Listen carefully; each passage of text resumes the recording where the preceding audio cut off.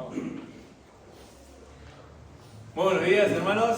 Dios los bendiga. Es una alegría compartir la palabra del Señor esta mañana, como cada 15 días, ¿no? Y es una alegría porque siempre con Julio le decimos cuando uno no puede y el otro tiene que predicar: tranquilo, si quieres también puedo predicar el otro. No estamos peleando a ver quién predica más tiempo. Nos encanta predicar la palabra de Dios. Es una gran responsabilidad, pero también un gran privilegio, y sobre todo porque uno se agrada, se alegra en la palabra de Dios.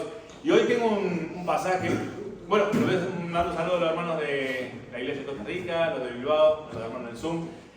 Hoy tengo un pasaje realmente precioso, un pasaje, créanme que por la gracia del Señor no va a ser cañero, no es que me voy a meter ahí, no, vamos a disfrutar de este pasaje. Bueno, eso digo siempre, pero después eso vamos a disfrutar de este pasaje, porque este pasaje, hermano, ¿recuerdan que una vez yo dije que de los 7 años, o casi 8 años que estamos juntos, hubo un momento que dije: este es el pasaje más importante que tenía que predicar, hablando de Romanos, cuando hablamos del Evangelio, ¿recuerdan? Bueno, este sería el segundo pasaje más importante que me toca predicar. ¿Saben por qué? Porque hoy, por la gracia del Señor, nos vamos a dar cuenta si realmente somos hijos de Dios o no. Lo va a decir la palabra. Y de acuerdo a lo que diga la palabra, como dice el versículo 16, el Espíritu Santo testificará a tu espíritu de que eres hijo de Dios. Pero hay algunas características de los hijos de Dios. Así que, de acuerdo a las características que vamos a ver hoy, tú te darás cuenta si eres hijo de Dios o no. Podrás examinarte o no. Así que, hermano, vamos al texto de esta mañana, Romanos capítulo 8, versículo del 9 al 17, una porción bastante extensa. La vamos a ir leyendo mientras vamos predicándola para que no nos sume tanto tiempo, ¿no?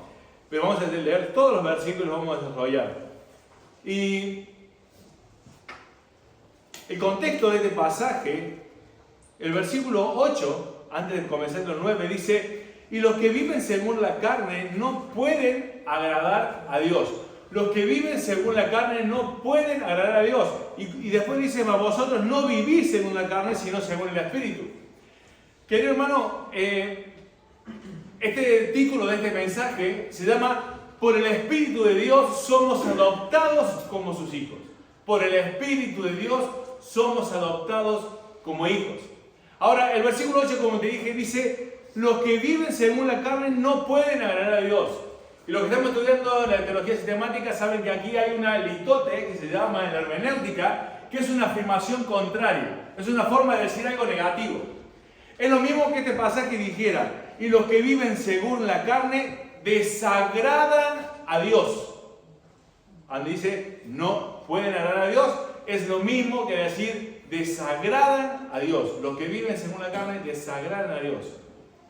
¿Y por qué digo esto? Porque nosotros, dice el versículo 9, más vosotros, está refiriéndose a los hijos de Dios, a los que decimos, y como leíamos en el retiro, aquellos que llevamos su nombre y que nos identificamos con su nombre, no vivimos según la carne, sino según el Espíritu. Si es que el Espíritu de Dios mora en vosotros, y si alguno no tiene el Espíritu de Cristo, no es de él. Mas vosotros no vivís según la carne, sino según el Espíritu, si es que el Espíritu de Dios mora en vosotros. Y si alguno no tiene el Espíritu de Cristo, no es de él. Lo he vuelto a leer para que tengamos en claro el contraste que hace con la carne y con el Espíritu. Los que son guiados por la carne y los que son guiados por el Espíritu. Versículo 10. Pero si Cristo está en vosotros, el cuerpo, la verdad, está muerto a causa del pecado, mas el Espíritu vive a causa de la justicia. Versículo 11. Y si el Espíritu de aquel que levantó de los muertos a Jesús mora en vosotros, el que levantó de los muertos a Cristo Jesús vivificará también vuestros cuerpos mortales por su Espíritu que mora en vosotros. ¿Alguien se pudo dar cuenta de algo de este pasaje totalmente increíble en el sentido humano, pero posible para Dios? ¿Quiénes están presentes aquí en estos 3 versículos? Lo hemos cantado. La Trinidad. Amén. Versículo 9. Espíritu de Dios Espíritu de Cristo. Versículo 10, Cristo mismo. Versículo 11, el Espíritu del Padre. El Dios Padre.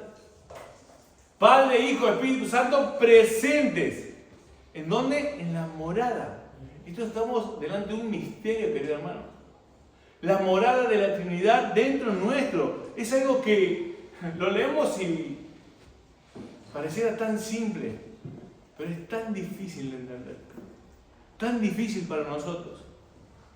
No podemos llegarlo a entender cabalmente, pero realmente la Trinidad, morando en tu vida y en la mía, en los hijos de Dios, es algo que nos debe llevar, como decía esta mañana el Pastor Julio, al gozo, a la alegría. Aunque no podemos comprenderlo todo, pero es lo que Dios ha revelado. Es más, no solamente que lo ha revelado, sino que Dios lo prometió en Juan 14, ¿recuerdan? Capítulo 2. En la casa de mi Padre muchas moradas hay. Si así no fuera, yo os hubiera dicho, voy pues a preparar lugar para vosotros. Fíjate lo que dice el versículo 16. Y yo rogaré al Padre y os dará otro consolador para que esté con vosotros todos los días. Otra versión dice, para siempre. Versículo 23, no podemos dejar de leerlo.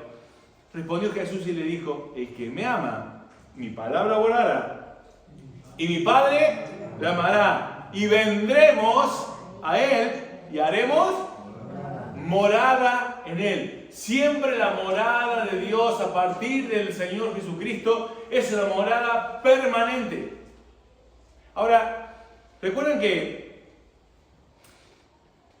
el Romanos era el libro de las preguntas. Vamos a hacer muchas preguntas esta mañana.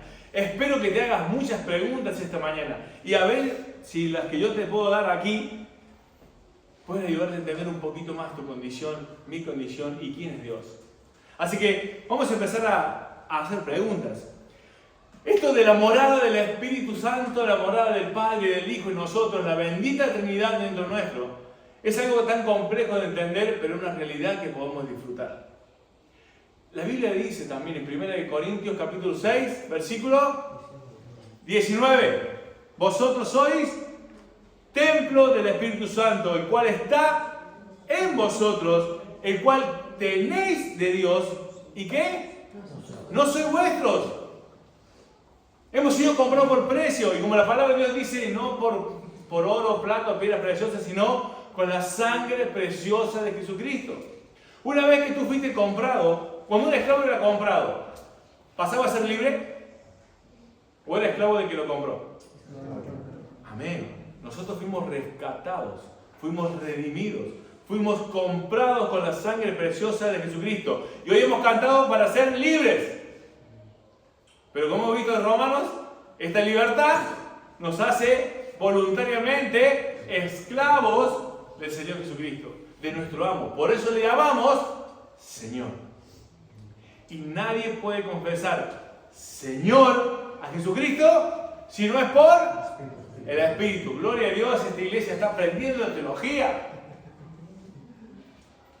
¡Qué bueno! ¿Qué conlleva la morada de Dios, querido hermano?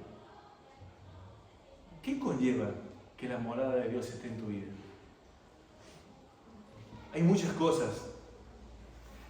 Y yo os pregunto aquí, ¿quién de aquí no va a morir físicamente? Menos mal que nadie levanta la mano porque digo, acá estamos todos mal, sino todos moriremos. Pero ¿sabes qué implica o qué conlleva tener la morada de Dios en nuestra vida? La Trinidad, la bendita Trinidad en vos y en mí, que aunque estemos muriendo, vamos a vivir eternamente. No morir eternamente, vivir eternamente. Porque Dios es un Dios de vivos y no de muertos. Querido hermano, no depende de lo que sientas. ¿Quién no ha sentido alguna vez que no eres hijo de Dios? ¿Quién no se ha puesto a dudar por las cosas que a veces hacemos de que no somos hijos de Dios? Pero sabes que tengo una gran noticia. Te dije que hoy no te iba a dar muchos palos, te dije que hoy íbamos a gozarnos en esta bendita palabra. ¿Sabes qué conlleva la Trinidad dentro tuyo? La morada de Dios es que no importa lo que sientas, la morada de Dios, la bendita Trinidad es permanente. Es para siempre. ¿Sabes qué va a ocurrir cuando tú mueras? Se va a cumplir la profecía de Sofonías, capítulo 3, versículo 17. Jehová está en medio de ti, poderoso. Él salvará, se gozará sobre ti con alegría, callará de amor, se regocijará sobre ti con cánticos. Eso va a ocurrir el día que te mueras. No hay desesperanza en la muerte del creyente. Es el comienzo de una vida totalmente plena, de plenitud, de gozo. Ya no hay más tristeza, ni llanto, ni dolor. Querido hermano, estas son las bases de nuestra esperanza. La morada, el versículo del 9 al 11, la morada de la Trinidad en tu vida y en la mía, el hecho de que vos y yo seamos templo del Espíritu Santo, es la base de nuestra esperanza. ¿Cómo empieza Romanos capítulo 8, versículo 1? Ahora pues, ninguna condenación. ¿Y cómo termina el versículo 31? Nada nos podrá separar del amor de Dios. Nada. Ninguna condenación. Nada nos podrá separar del amor de Dios. Esas son las bases de tu esperanza, querido hermano. Aunque sientas lo que sientas. Si tú eres hijo de Dios, nada podrá apartarte. Los muertos realmente que a veces perdemos en esta tierra los lloramos y las pérdidas se sufren. Pero ¿sabes qué?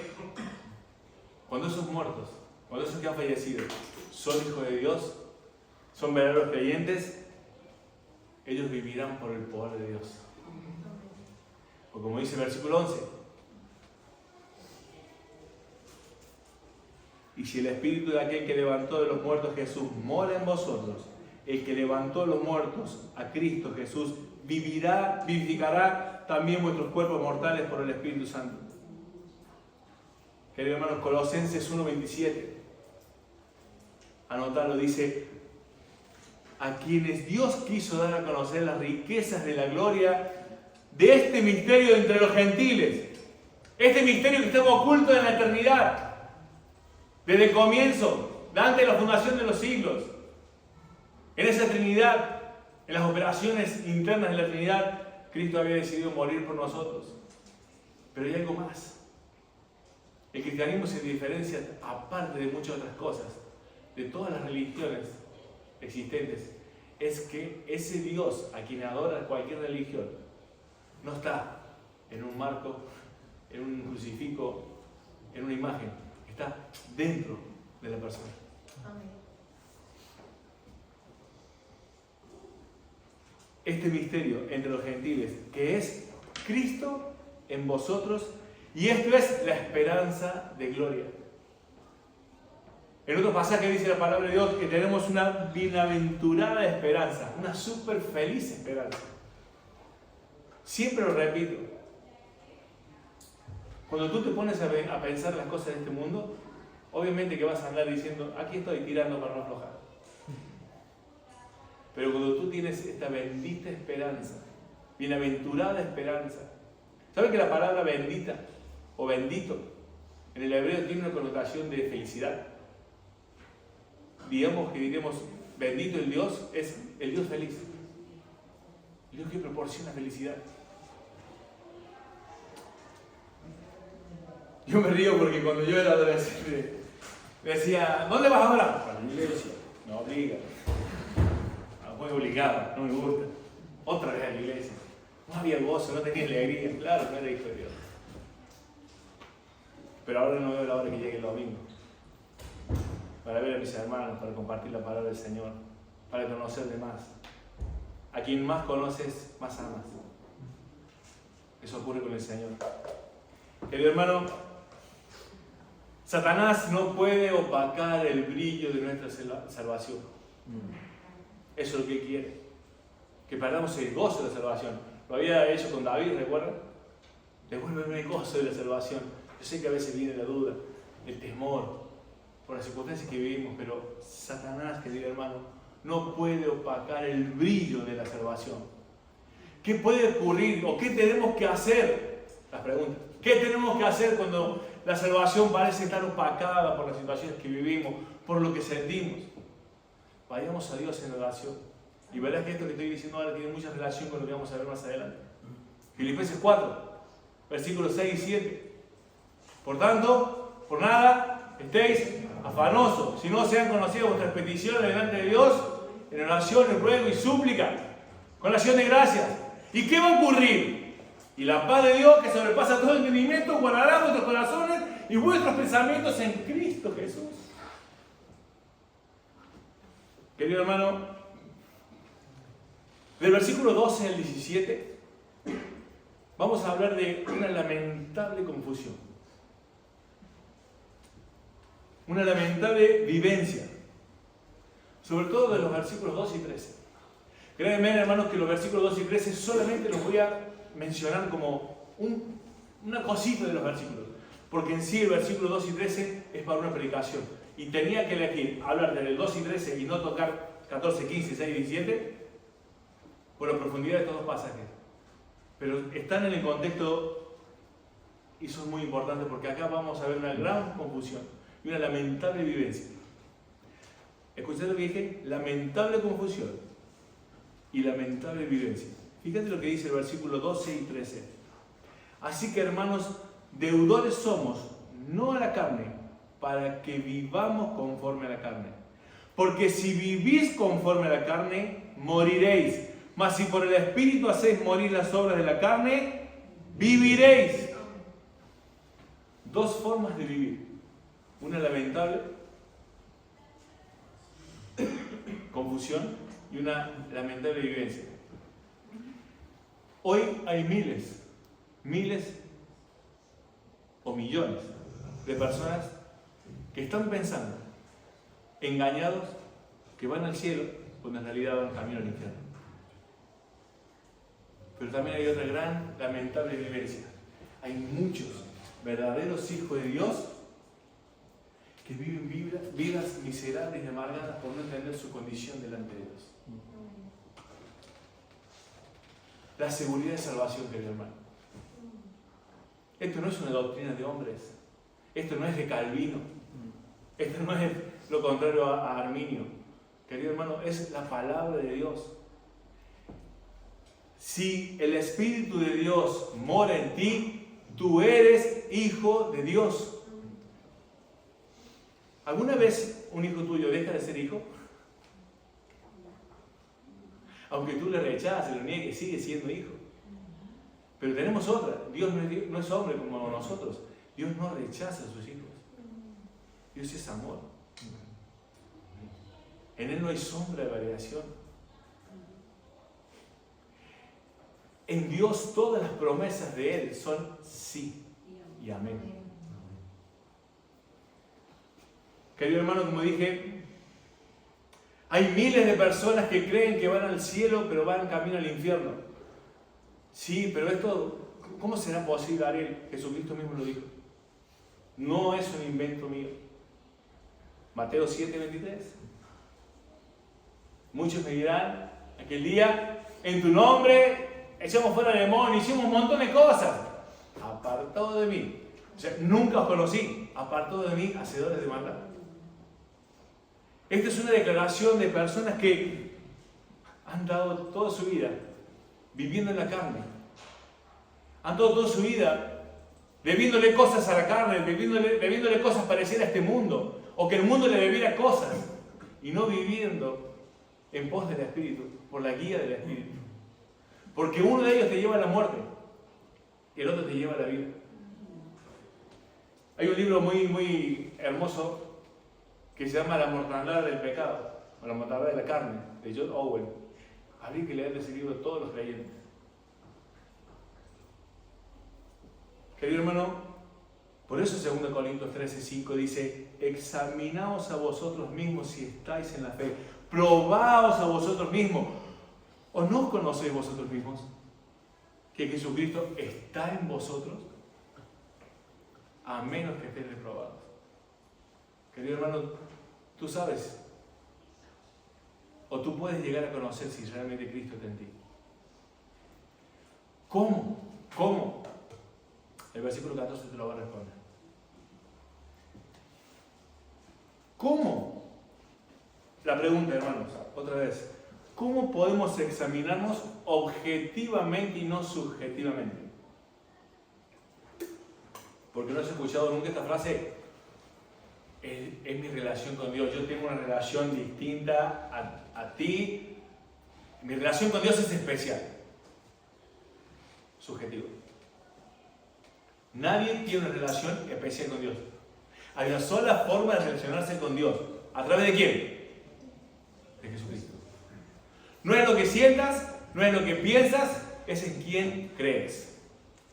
La salvación no es por la cantidad de fe que tengas, si es gigante, si es poquita, es el objeto de la fe que tengas. No es lo grandioso y lo majestuoso de tu fe, es la grandioso y majestuoso objeto de la fe que tengas. ¿Quién te salva? Y el único majestuoso y grandioso es Jesucristo.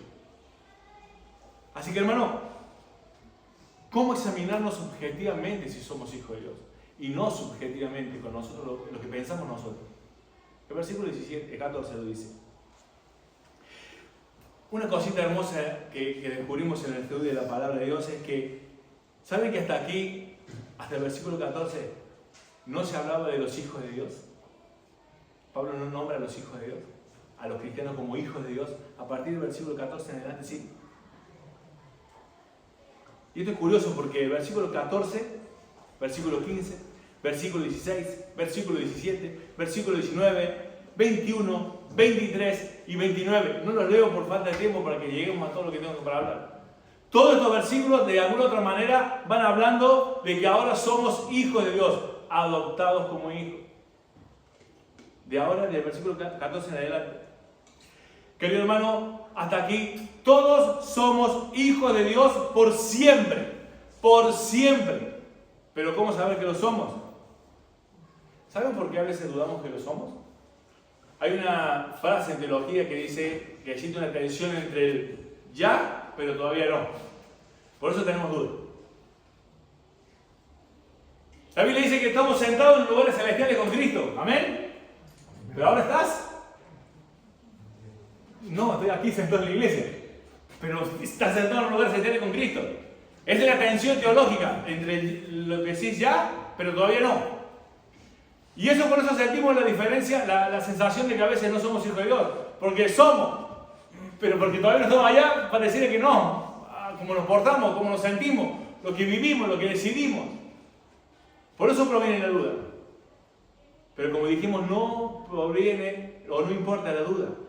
El que es hijo de Dios tiene el Espíritu Santo, tiene la bendita Trinidad dentro suyo y es por siempre. Ahora, el versículo 14, 15 y 16 nos va a dar 3 evidencias para responder esta pregunta de ¿cómo sé que soy hijo de Dios? Objetivamente y no subjetivamente. Por eso dije yo que este es el segundo sermón, creo que yo más importante que te puedo decir de estos 8 años casi que estoy predicando. El versículo 14 tenemos la primera evidencia. La primera evidencia dice, porque todos los que son guiados por el Espíritu de Dios, estos, o otra versión dice, los cuales, o los tales, son hijos de Dios. Si sos guiado por el Espíritu Santo de Dios, estos son hijos de Dios. Ahora, esta evidencia, o esta guía del Espíritu Santo, no está suscrita a todo un campo de opciones. Por ejemplo, con la persona que me voy a poner de novio, hace poco vivimos eso. ¿Tengo que tener la guía del Espíritu Santo para eso? Para mudarme de casa, ¿tengo que tener la guía del Espíritu Santo? Para comprarme cierto coche. Amén. Todas estas cuestiones necesitamos la guía del Espíritu Santo. Pero la evidencia de que somos hijos de Dios y que hay una guía, o mejor dicho, que está el Espíritu Santo morando en nosotros, este mismo pasaje nos explica que no se está hablando de todas estas cuestiones que interviene la guía del Señor. Hay una precisa. El versículo 13. Por eso dije que el versículo 14 es la respuesta del versículo 13. La clave está allí. El versículo 13 dice, porque si vivís conforme a la carne, moriréis. Mas si por el Espíritu hacéis morir sobre la carne, viviréis.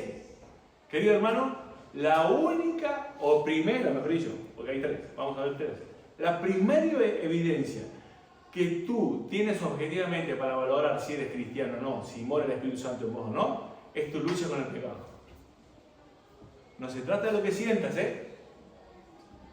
Se trata de que si estás en guerra diariamente con el pecado, luchándola. Se trata de no solamente decirle, Dios, por favor, ayúdame, porque primero has hecho y has decidido hacer todo lo que querías en tu vida y después le has dicho a Dios que acompañe tus planes. Eso no es hacer la voluntad de Dios. Eso no es guía del Espíritu Santo. Es no hacer nada a veces hasta que Dios responda claramente qué tienes que hacer. Pero con respecto a este pasaje, está hablando de que aquella persona que hace morir la carne es porque el Espíritu Santo está allí. Si tú no puedes vencer el pecado, tú no vives con la morada del Espíritu Santo. Hermano, significa literalmente que tú amas lo que Dios ama y tú odias lo que Dios odia. Tenemos la mente de Cristo, dice la palabra de Dios. Significa, querido hermano, que eso que a ti te atrae, que a mí me atrae, lo detesto. Sí. Eso que hoy a mí nos atrae, que es pecado, que nos gusta, en realidad nos tiene que aborrecer. Deberíamos aborrecerlo, pero nos atrae. Mi pregunta es esta, para la primera evidencia. ¿Aborreces eso que te atrae? Porque nos atrae por nuestra naturaleza pecaminosa, como ya hemos visto, ¿no? En el capítulo 7 que estuvimos hablando. Miserable de mí, ¿quién me librará de este cuerpo de muerte? Todo lo que quiero hacer, no lo hago. Con mi mente quiero servir a Dios, pero hay una cosa que mis miembros quieren pecar. ¿Eso es real en tu vida? ¿O te sientes tan a gusto cuando te salís con la tuya? ¿O te da bronca? ¿O te da asco? ¿O odias salirte con la tuya cuando sabes que es pecado? Esto es una de las primeras evidencias, querido hermano. Y la más importante de las evidencias. ¿Saben por qué? Si recuerdan, hace unos años yo dije que cuando uno comienza con Cristo, uno tenía una relación con Dios, ¿no? ¿Cuál era la relación que teníamos antes de conocer a Cristo? Éramos enemigos. ¿Había una relación? ¿Cuál? De enemistad. Pero ahora que estamos en Cristo, ahora la relación ha cambiado y ahora somos amigos, hijos. Pero hay otra cosa que también debió cambiar cuando cambió esa relación de enemistad a hijo. Mi relación con el pecado. Si tú dices que has cambiado tu relación con Dios, que antes eras enemigo y ahora eres hijo de Dios, tu relación con el pecado sigue igual, tú no tienes ninguna relación con Dios. Esta es una primera evidencia. Una evidencia que le dice claramente, querido hermano, el versículo 13 nos dice: si vivís conforme a la carne, moriréis. Pregunto, ¿los hijos de Dios vamos a muerte eterna? ¿Los hijos de Dios vamos a muerte eterna? No. ¿Por qué? Porque no vivimos según la carne. Porque la consecuencia de vivir en la carne es muerte. Mas nosotros no vivimos según la carne. Si el Espíritu está en nosotros, nosotros matamos a la carne. Hay libertad, cantamos esta mañana, de gozar en Dios. Porque digo, wow, qué bueno que es la palabra de Dios, qué bueno que es la guía del Espíritu Santo. El que conoce al Hijo es realmente libre. El que conoce al Hijo, el que mora al Hijo, el que tiene a Cristo, vence al pecado. Odia el pecado. Odia lo que le atrae, que desagrada a Dios. Querido hermano, esta evidencia, mi pregunta es, ¿cómo lo hago? ¿Cómo lo hago? O sea, ¿cómo quiero amar lo que Dios ama? ¿Cómo quiero aprender a odiar lo que Dios odia? ¿Cómo lo hago? Una respuesta: siendo cada vez más consciente de mi pecado. Ahora, ¿cómo lo hago? ¿Cómo soy consciente o más consciente cada día de mi pecado? Conociendo más la ley de Dios. Porque cuando llega la ley de Dios a tu vida y a mi vida, ¿qué aumenta? El pecado. Nos damos más cuenta de todo lo que aún nos falta para parecernos a Cristo. ¿Por qué? Porque, querido hermano, el hecho de ser salvado, que ya vamos a ver este pasaje de 28 y 29, que justamente me toca a mí también compartirlo. Aquellos que han sido escogidos de antes de la fundación del mundo fueron escogidos con un propósito: ser conformados a la imagen de su Hijo. Ahora, esta parte no va a ser caña. Es por favor, verse esto. La ley de Dios nos hace conocer cuánto abunda nuestro pecado, no el pecado de tu hermano. La ley de Dios no nos hace a nosotros más conscientes del pecado del hermano. Nos tiene que hacer más conscientes de nuestro pecado, querido hermano. No está hablando del pecado de los demás, está hablando de nuestro pecado. La lucha y la guerra diaria no es con el pecado de tu hermano, es con el tuyo. La morada del Espíritu Santo es para hacerte conformado a la imagen de su Hijo. Tú no eres el Espíritu Santo del hermano para conformarlo a la imagen de Cristo. Eso lo hace el Espíritu Santo.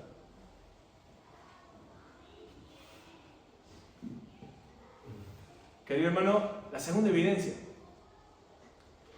Pero antes de terminar, tengo acá una cosita que... Esto que estoy hablando aquí es el trabajo completo del Espíritu Santo cuando una persona es creyente. ¿Por qué? Porque primero nos muestra, nos da ese conocimiento a través de lo que nos ha mostrado en su palabra. Al estar en nosotros nos capacita para poder vencerlo, porque el Espíritu es santo y nos mantiene con la firmeza en esa lucha. ¿Por qué? Porque somos más que vencedores en Cristo. Así que, querido hermano, hay una obra completa del Espíritu Santo como una primera evidencia objetiva de que eres hijo de Dios. Tú te enfrentas al pecado y lo puedes vencer. Tú miras el pecado, aunque te atrae, te da asco. Pregunta, ¿esto lo estás viviendo? Segunda evidencia, versículo 15.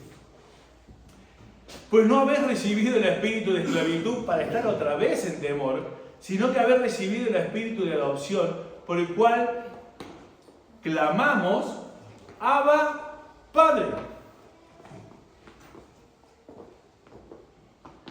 Queridos hermanos, Abba, Padre. Dice, no hemos recibido un espíritu de esclavitud para estar otra vez en temor, sino que habéis recibido el espíritu de adopción, por el cual clamamos, Abba, Padre. Somos adoptados como hijos. La segunda evidencia es ser un hijo de Dios porque fuimos adoptados por Dios. La morada del Espíritu Santo te hace hijo de Dios. Esto es una segunda evidencia. Ahora, ¿sabes por qué?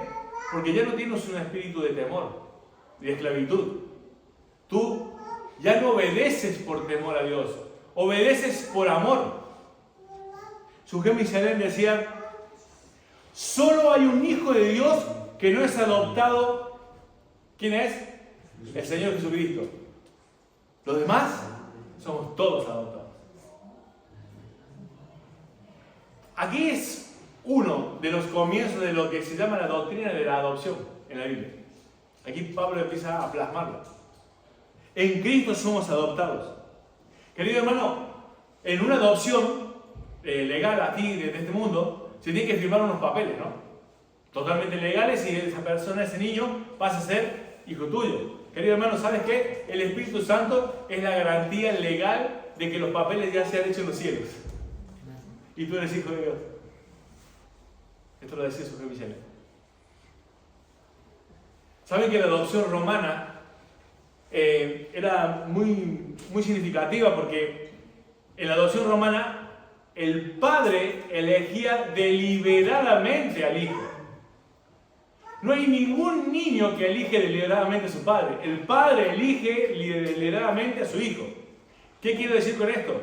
Dios nos escogió a nosotros. Tú y yo nos escogimos a Dios. Fuimos adoptados como hijos en Cristo. El único hijo que no es adoptivo es el Señor Jesucristo. Todo lo demás lo somos, querido hermano. Esto solo depende de mí, no depende del niño, depende del Padre. Por eso es tan absurdo pensar que tú has decidido por Cristo. Tú fuiste el Hijo de Cristo. Él te trajo, porque Él te eligió deliberadamente para hacerte su hijo. Esto es la doctrina de la adopción. Algo de este texto que quería agregarle, porque es muy profundo también este texto. Esta esclavitud por temor también es una evidencia, querido hermano. Los hijos no deberían obedecernos a nosotros por temor. Es muy feo que tu hijo tenga miedo, por eso te obedece, ¿no? Puede pasar. Ellos están madurando y a veces vos ves que te acercás y pensé que me iba a pegar, dice. ¿Por qué? Porque a veces te tienen que pegar, lo tienen que castigar y a veces vos te acercás a dar un cariño y pensó que le iba a pegar. Hay un temor, pero no estoy hablando de ese temor. Estoy hablando de que la evidencia de que eres un hijo de Dios es que obedeces a Dios por amor y no por temor. ¿Sabes por qué? Porque un hijo de Dios no tiene ese espíritu de sentirse esclavo y como un esclavo, tengo miedo del amo. Fíjate que acá las palabras espíritu de esclavitud están en minúscula. No está hablando del Espíritu Santo. Cuando Él te hace hijo y la morada del Espíritu Santo está en ti, tu espíritu no debe sentirse como un esclavo viviendo en temor. Porque ya te hizo libre, has sido comprado. Y tú ya no obedeces por temor, obedeces por amor. ¿Sientes eso? ¿Por qué obedeces a Dios? ¿Porque eres hijo? ¿Porque Dios te amó y te eligió, entonces obedeces por amor? ¿O porque le temes a Dios al castigo? Esa es una evidencia de ser hijo de Dios. ¿Por cómo o cuál es la motivación de que le obedecemos? Porque cuando muere el Espíritu Santo, tu espíritu, el Ariel, el Karina, el Carlos y el Julio, no debe temer a Dios porque voy. Teme a Dios porque le ama, porque le respeta, enseñarle reverencia, porque decir, wow, ante tan grandeza me queda más que postrarme, ante tal revelación de amor por lo que hizo por mí, no me queda más que vivir para Él. Ese es el temor reverente de Dios. Ese es el temor del Hijo, del verdadero Hijo de Dios.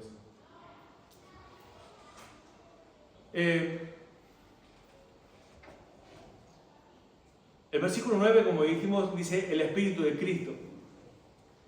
¿Por qué te digo que mires el versículo 9 que estuvimos leyendo recién? Dice, mas vosotros no vivís en la carne, sino según el Espíritu, si es que el Espíritu de Dios mora en vosotros. Y si alguno no tiene el Espíritu de Cristo, no es de Él. Y fíjate que el versículo que acabamos de leer, el 15, dice, sino que habéis recibido el Espíritu de adopción por el cual clamamos, Abba Padre. ¿Sabe quién clamó Abba Padre? Cristo. Sí. Evidencia de que eres hijo de Dios, como Jesucristo, es que tú clamas al Padre. Y ese Abba Padre es una forma, una expresión aramea, coloquial, como nosotros decimos papá. Algunos lo traducen como papito, pero guarda, nos estamos refiriendo a Dios, no es tu papito, es papá, a lo sumo. Y tiene que ver con la cercanía, tiene que ver con la intimidad. A nuestros padres le decimos papá, no le decimos padre, ¿no? En esa cercanía e intimidad que tenemos, los hijos nos dicen papá. De esa misma manera, en el Getsemaní, Jesucristo le dijo, papá, si es posible, páseme esta copa. Pregunto, ¿esto también ocurre en ti? Tú eres un hijo adoptado de Dios y vas a Dios diciéndole, papá, por favor, papá. ¿Sientes eso? ¿Vives eso? Gálatas 4, del 4 al 7 dice algo maravilloso respecto a esto. Gálatas 4, del 4 al 7 dice, pero cuando vine el cumplimiento del tiempo, Dios envió a su Hijo, nacido de mujer y nacido bajo la ley, para que redimiese a los que estaban bajo la ley, a fin de que recibamos la adopción de hijos. Pero miren lo que dice el versículo 6. Y por cuanto sois hijos, no dice seremos. Por cuanto sois hijos, Dios envió a vuestros corazones ¿qué? El espíritu de su Hijo, el cual clama Abba Padre. ¿Ves que la Biblia no se contradice? ¿Ves cómo la Biblia se interpreta a sí misma? Que lo que te acabo de decir, que si tú eres un hijo adoptivo de Dios, un hijo de Dios, puedes clamar como Cristo, Abba Padre, porque la Biblia lo dice, porque ya lo dice ahí en Gálatas, el Espíritu de su Hijo está en ti y Él es el que clama Abba Padre. Si tú no puedes decir papá, tú no eres hijo de Dios. Ya no eres esclavo, sino hijo, y si hijo también heredero por medio de Cristo, el versículo 7. Y si ya no eres esclavo, sino hijo, y si hijo también heredero de Dios por medio de Cristo. Y fíjate, heredero de Dios, lo vamos a ver en el versículo 17.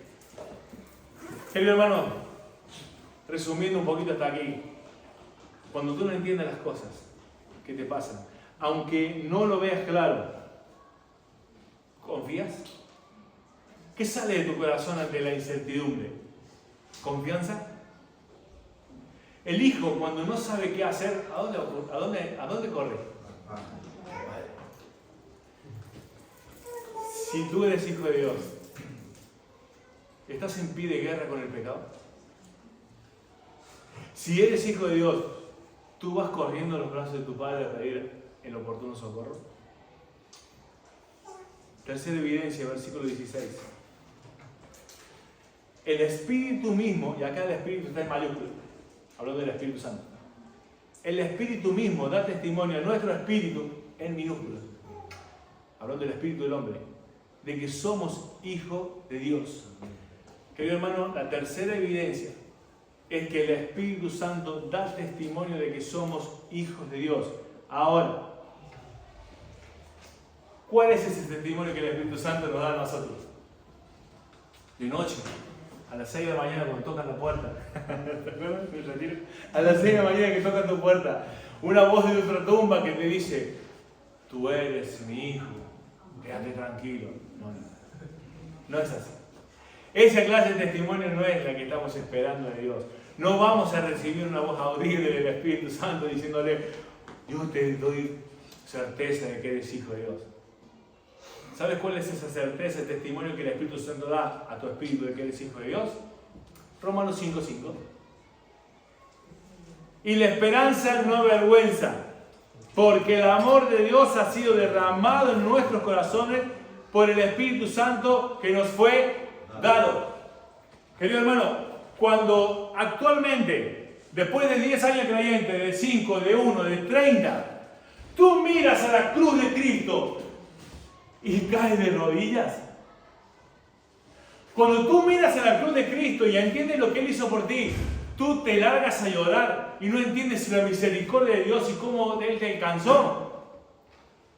Querido hermano, el Espíritu está dando testimonio de que eres hijo de Dios. ¿Por qué? Porque amas a Dios. Porque cuando vas a esa cruz, todavía sigues diciendo: Señor, ¿por qué a mí? No entiendo, pero gracias. ¿Por qué a mí? No lo sé, pero gracias. Gracias por tanto amor. Si tú vas a la cruz, cuando se habla de la cruz, y tu corazón no es capaz de quedar arrodillado a clamar: Abba Padre, el Espíritu Santo no está en ti. Si tú no vas en oración con la certeza de que Dios te escucha, eso es una falta de testimonio del Espíritu Santo en ti. ¿Cuándo oras? ¿Tú crees que Dios te está escuchando? Querido hermano, cuando oras, ¿tú crees que Dios te escucha? Ese es el testimonio del Espíritu Santo de que el amor de Dios ha sido derramado en ti. Dios escucha las oraciones de tus hijos. En el sentido, creo que hablamos de un texto y su oído está atento. No recuerdo el pasaje, pero creo que lo vimos. El segundo de Crónicas 7:14. El 7, al final del versículo, exactamente, el versículo 14, la parte B, Sí. el final. Entonces, hermano, vamos terminando. Vamos a ir al versículo 17, pero por favor, escuche este resumen hasta aquí. Las 3 evidencias. Luchas con el pecado que te atrae, experimentas el amor de Dios y cuando experimentas ese amor, confías tanto en Él que te lleva a clamar Abba Padre para tener la certeza de que Él te escucha. Si esto lo vives, tú eres un hijo de Dios. Y no estás subjetivamente pensándolo. Estás, según la Biblia, sintiendo lo que sientes. Es de Dios lo que estás sintiendo. ¿Por qué? Porque crees en su palabra. Así que si tú experimentas esto, querido hermano, como decía Pablo, ¡eureka! Eres hijo de Dios y eres la persona más privilegiada del planeta. Ni el rico más rico de este mundo es tan privilegiado como tú. ¿Tú anhelas qué? Bueno, tienes lo que ningún ser humano puede obtener de otra manera que por medio del amor de Dios. Ser hijo de Dios. Y tú lo tienes. Y yo lo tengo. Gózate en estas verdades. Disfrútalas. Vívelas. Deséalas. No te dejes engañar por Satanás. Él puede hacerte perder temporalmente el gozo de tu salvación, pero jamás tu salvación. Amén. Amén. Ninguna condenación, ninguna separación. Versículo 17. El cuarto punto, con esto terminamos. Vimos evidencias, pero también quiero hablarte de un privilegio. Versículo 17, estará en pantalla. Y si hijos, amén. ¿Hijos? Entonces, herederos. Herederos de Dios y coherederos con Cristo. Si es que padecemos juntamente con Él, para que juntamente con Él seamos glorificados. Hijos, no solamente hijos, sino también herederos. Y dice, y coherederos con Cristo. Pablo, es como que, ¿se acuerdan cuando Pablo a veces parece que repite las cosas? No, Pablo no repite las cosas porque... ya lo escribí y lo dejo así. ¡No! Toda la palabra de Dios es inspirada por Dios y útil. Pablo lo que quiere hacer aquí es dejar bien en claro, de que si somos hijos y que si somos herederos, es por medio de Cristo. Efesios capítulo 1, versículo 3. Bendito sea el Dios y Padre de nuestro Señor Jesucristo, que nos bendijo con toda, no falta ninguna, con toda bendición espiritual en los lugares celestiales, por nuestras fuerzas. ¿No? ¿No es por todo lo que hacemos? ¿No es por todo lo que te esfuerzas? ¿Lo que tienes? ¿Lo que estás consiguiendo? No. Por Cristo. En Cristo. Querido hermano, ¿y qué heredamos? ¿Qué privilegio tenemos? ¿Cuál es la herencia? La herencia es ese privilegio que tenemos. ¿Cuál es la herencia? Bueno, la herencia son por lo menos 3 cosas. Voy a hacerlo rápido. La herencia es todo el mundo. ¿Sabes que tú vas a heredar todo el mundo? Wow. Bebé, no un pisito de la rosa. Bebé, no de pedo dormitorio ni de 4. El mundo. Eres heredera del mundo. Esa es la promesa que Dios le hizo a Abraham. Romanos 4:13. Porque la ley no fue dada a Abraham o a su descendencia la promesa de que sería heredero del mundo, sino por la justicia de la fe. A los justificados por la fe en Jesucristo son la descendencia de Abraham, el padre de la promesa, y de ellos son los herederos del mundo. Y dice que esa promesa no se las dio a las simientes, sino a qué? A su simiente. ¿Quién es la simiente de Abraham? En quien sería bendita todas las naciones de la tierra. Jesucristo. Por eso dice herederos y coherederos, porque toda la herencia del mundo es porque somos hijos de Dios, porque somos en Cristo. Pero el mundo, querido hermano, pero si el mundo te parece increíble, te parece espectacular que vas a ser heredero del mundo, ¿no? Bueno, lo que viene ahora es mejor. ¿Mejor que el mundo? Sí. Romanos 5:2. Por quien también tenemos entrada por la fe a esta gracia en la cual estamos firmes y nos gloriamos en la esperanza de la gloria de Dios. ¿Sabes que no solamente eres heredero del mundo, sino que eres heredero de Dios mismo? Y yo te voy a decir una cosa, si tú no te quedas sin palabras ante ser heredero de Dios mismo, tú eres un idólatra. Porque si tú te conformas con ser heredero del mundo, tu mirada está aquí. Querido hermano, nos espera más que el mundo. Tenemos una herencia más grande que el mundo. Dios mío. Nos vamos a gloriar en la presencia de Dios, la gloria de Dios.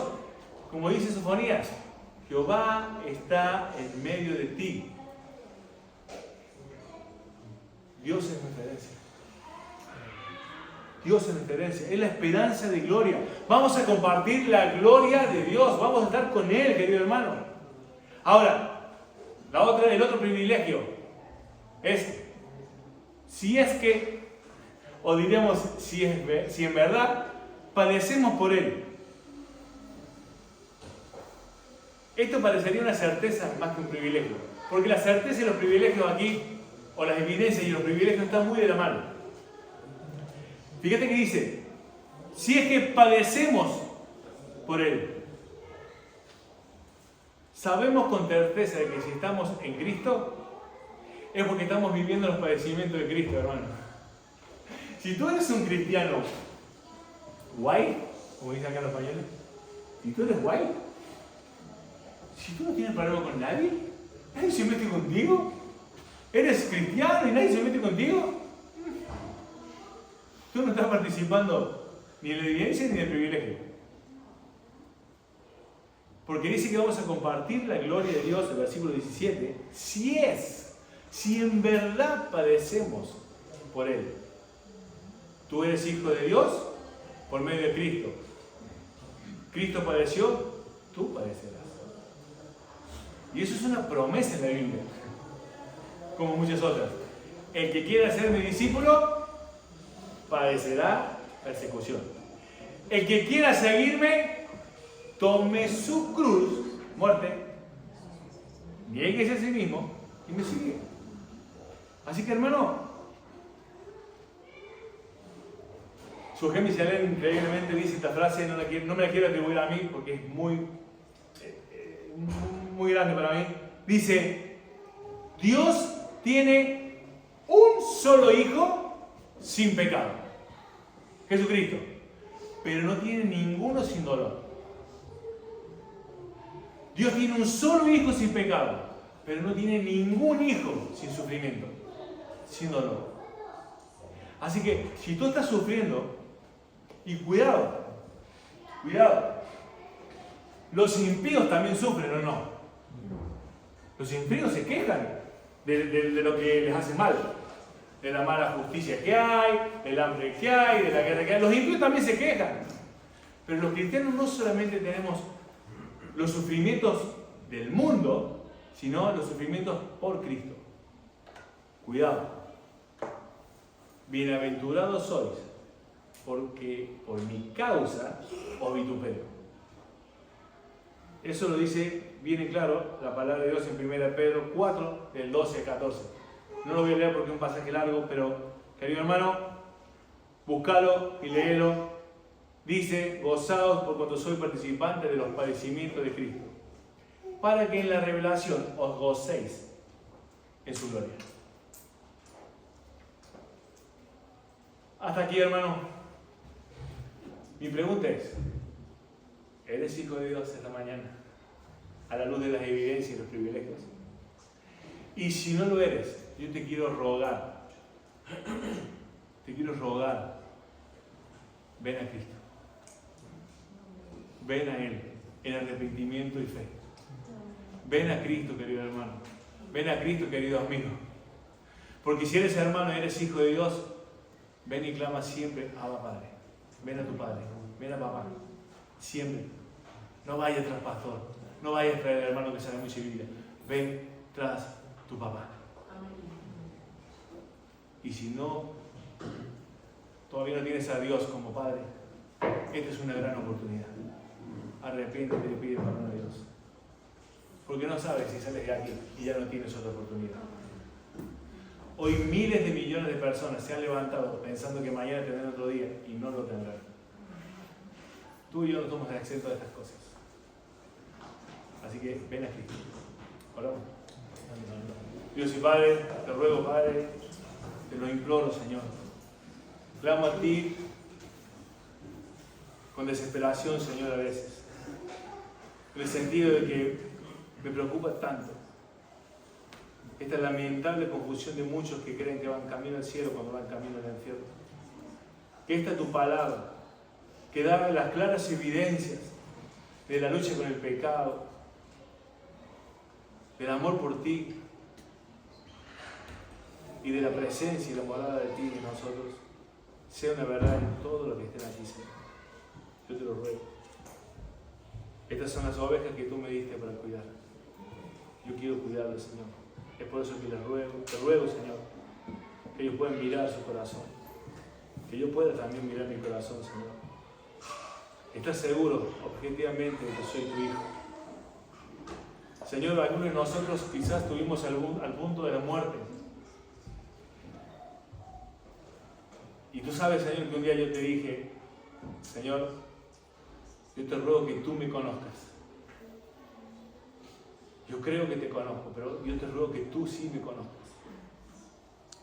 Que nunca me digas que no me conoces. Señor, yo te ruego que todos los que están aquí, tú jamás le digas esas palabras, Señor. Todo esto te lo pido, en el nombre de tu Hijo Jesús. Amén.